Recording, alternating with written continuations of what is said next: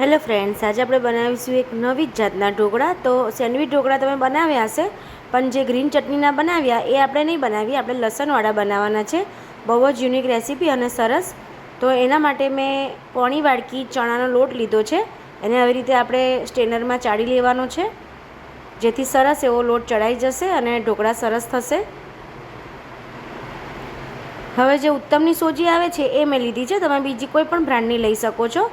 તો સોજી આપણે 1 વાડકી એડ કરીશું, સાથે અડધી વાડકી ખાટું દહીં એડ કરીશું, 1 વાડકી પાણી એડ કરી અને બધું સરસ રીતે મિક્સ કરી દઈશું. તો 1 વાડકી સોજી હોય તો પોણી વાડકી આપણે ચણાનો લોટ લેવાનો છે અને ખાટું દહીં આપણે અડધી વાડકી લેવાનું છે. સાથે 1 વાડકી અને થોડું ઉપર મેં પાણી લીધું છે. આટલું પાણી મારે ગયું છે.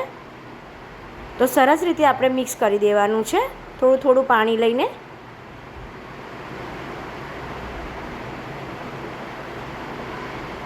તો 1.5 વાડકી જેવું પાણી જશે ફ્રેન્ડ્સ.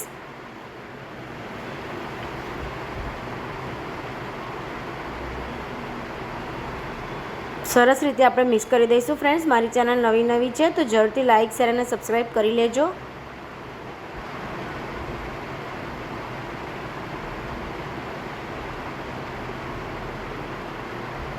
હવે આપણે ઢાંકીને એને 15 મિનિટ માટે રેસ્ટમાં મૂકીશું. હવે આપણે લસણની ચટણી બનાવીશું. તો લસણ, મીઠું, થોડીક એકવી ખાંડ, સાથે કાશ્મીરી લાલ મરચું અને તીખું લાલ મરચું એડ કરીશું અને એની સરસ પેસ્ટ બનાવીશું મિક્સરમાં. એકવાર થઈ જાય એટલે થોડુંક પાણી એડ કરી અને સરસ પેસ્ટ બનાવી લઈશું. પાણી એકદમ સહેજ એડ કરવાનું છે. તો પેસ્ટ આપણી રેડી છે.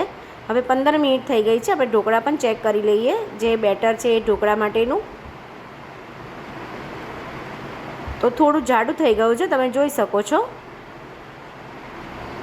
હવે થોડું વધારે પાણી એડ કરીશું અને સરસ એવું એનું બેટર આપણે બનાવી દઈશું. તમે જોઈ શકો છો આવું આપણે બેટર રાખવાનું. હળદર એડ કરીશું અડધી ચમચી જેટલી, સાથે થોડુંક એવું ઓઇલ એડ કરીશું અડધી ચમચી અને બધું સરસ મિક્સ કરી દઈશું.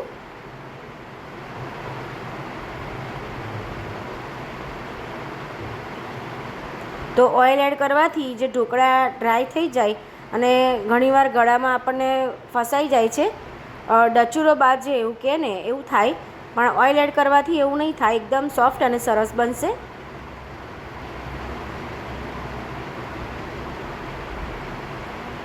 તો આ ઢોકળાને બનાવવામાં બહુ વાર નથી લાગતી, ફટાફટ રેડી થઈ જાય છે. મીઠું એડ કરીશું અને ફરી મિક્સ કરીશું.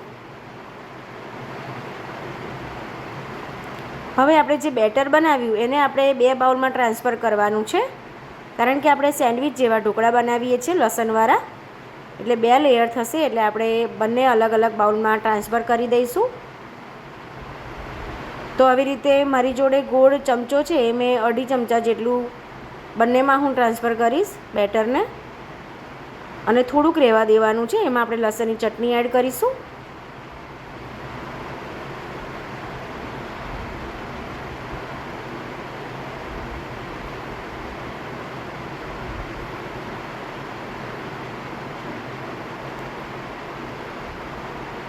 હવે થોડું બેટર આપણે રાખ્યું છે એમાં લસણની જે પેસ્ટ બનાવી એ એડ કરીશું. તો આ ઢોકળા એક વખત જરૂરથી ટ્રાય કરજો, બધાને જ બહુ ભાવશે ઘરમાં. મેં એવું વિચાર્યું કે આપણે ધાણાની ચટણીવાળા ગ્રીન કલરના ઢોકળા બનાવીએ છીએ, એના બદલે હું આ ઢોકળાનો ટ્રાય કરી જોઉં, પણ બહુ જ સરસ થયા. એટલે મેં તમારી સાથે રેસીપી શેર કરી. લસણની ચટણી એડ કરી અને સરસ રીતે આપણે મિક્સ કરી દેવાનું છે. પાણી પણ એડ કરવાનું છે થોડું. પહેલાંથી પાણી નહીં એડ કરવાનું, જોઈતું હોય તો જ આપણે થોડું પાણી એડ કરવાનું, એટલે સરસ એવું એનું થોડું બેટર સ્ટ્રક્ચરમાં આવી જશે.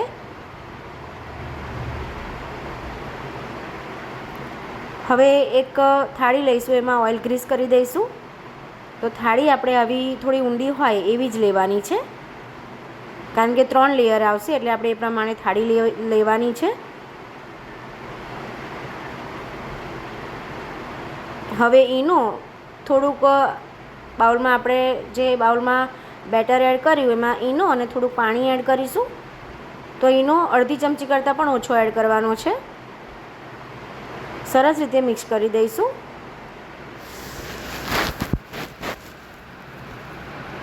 હવે એક બેટરને આપણે એડ કરી દઈશું થાળીમાં અને મેં આ ઢોકળીને ગરમ કરવા મૂકી દીધું છે. એના પર હું થાળી મૂકીશ. એને આપણે 4 મિનિટ માટે થવા દેવાની છે ઢાંકીને. તો ફાસ્ટ ગેસ પર જ આપણે થવા દઈશું.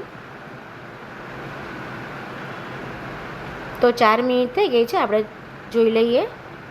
હવે જે લસણની ચટણી આપણે બેટર જોડે એડ કરી એમાં થોડોક ઈનો એડ કરીશું, થોડું પાણી એડ કરીશું અને સરસ આપણે મિક્સ કરી દેવાનું છે. તો બસ લસણની ચટણીવાળું પણ આપણું બેટર રેડી છે.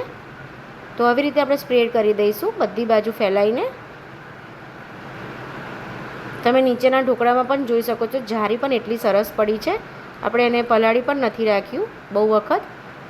હવે ચટણી પણ મેં સ્પ્રેડ કરી દીધી છે. એને પણ આપણે 4 મિનિટ માટે ઢાંકીને રહેવા દેવાનું છે. તો નીચેનું લેયર અને ઉપરની ચટણી બંને આપણે 4-4 મિનિટ માટે રહેવા દઈશું. ઢાંકી દઈશું આપણે. હવે 4 મિનિટ થઈ ગઈ છે. હવે જે બીજું બેટર હતું એમાં આપણે ઈનો એડ કરી, થોડું પાણી એડ કરી અને મિક્સ કરી દઈશું. આ ત્રીજું લેયર છે ફ્રેન્ડ્સ. સરસ રીતે મિક્સ કરી દેવાનું છે અને બેટર આપણે એડ કરી દેવાનું છે બધી સાઈડે. સરસ એવું ફેલાઈ લઈશું.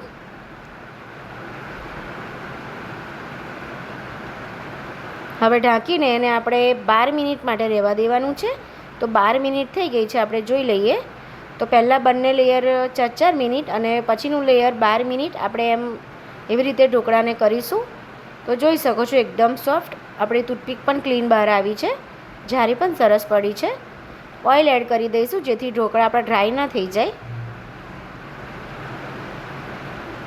એને સ્પ્રેડ કરી લઈશું આપણે. તો તમારે લાલ મરચું ઉપર સ્પ્રિંકલ કરવું હોય તો પણ તમે કરી શકો છો જ્યારે તમે થાળી મૂકો ત્યારે. હવે ઓઇલ એડ કરીશું. એક મેં વઘારી લીધું છે, એમાં રાઈ, જીરું અને લીલું એક મરચું એડ કર્યું છે. ધાણા એડ કરીશું અને કટ લગાવી દઈશું. એકદમ સોફ્ટ અને જાળીદાર આપણા ઢોકળા બનીને રેડી થશે. તો એકદમ નવી જ રીતે મેં તમને ઢોકળાની રેસીપી બતાવી ફ્રેન્ડ્સ. તો આ રીતે એક વખત જરૂરથી ટ્રાય કરજો જો ના બનાવ્યું હોય તો. અચ્છા ફ્રેન્ડ્સ, અનસબસ્ક્રાઈબર ફ્રેન્ડ છે, અમને રિક્વેસ્ટ કરું છું કે મારી ચેનલને સબસ્ક્રાઈબ જરૂરથી કરી લેજો. તો ફ્રેન્ડ્સ, લાઇક અને સબસ્ક્રાઈબ બધું ફ્રીમાં છે, તો ફટાફટ કરી લેજો. તો હું તમને ચેક પણ કરાવી દઉં. ઇઝીલી ઢોકળા પણ આપણા આવી જશે બહાર, તમે જોઈ શકો છો. ટેસ્ટમાં બહુ જ સરસ આ ઢોકળા લાગશે. તો એકદમ સોફ્ટ અને જાળીદાર તમે જોઈ શકો છો. અને સોજી આપણે એડ કરી છે તે હેલ્ધી પણ ઢોકળા છે. હું તમને તોડીને પણ બતાવ્યા, બીજું પણ તોડીને બતાવું. જાળી પણ એની સરસ એવી પડી છે અને સોફ્ટ પણ થશે, જોઈ શકો છો. આ લસણિયા ઢોકળા એક વખત જરૂરથી ટ્રાય કરજો ફ્રેન્ડ્સ, બહુ જ સરસ થાય છે. અને ઉનાળામાં આવું કંઈક અલગ હોય તો ખાવાની મજા આવે છે. થોડું હલકું અને લાઇટ હોય તો મજા આવે છે ખાવાની. તો એક વખત આ રેસીપી જરૂરથી ટ્રાય કરજો. રેડી છે આપણા સેન્ડવિચ લસણિયા ઢોકળા. લુક્સમાં પણ એટલા સરસ લાગે છે અને ખાવામાં તો બહુ જ ટેસ્ટી. Thank you.